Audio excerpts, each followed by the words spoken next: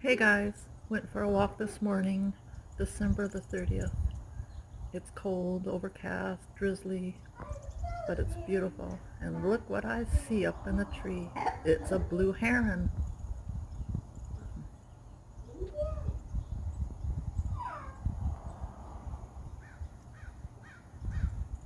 Just never saw one up in a tree before.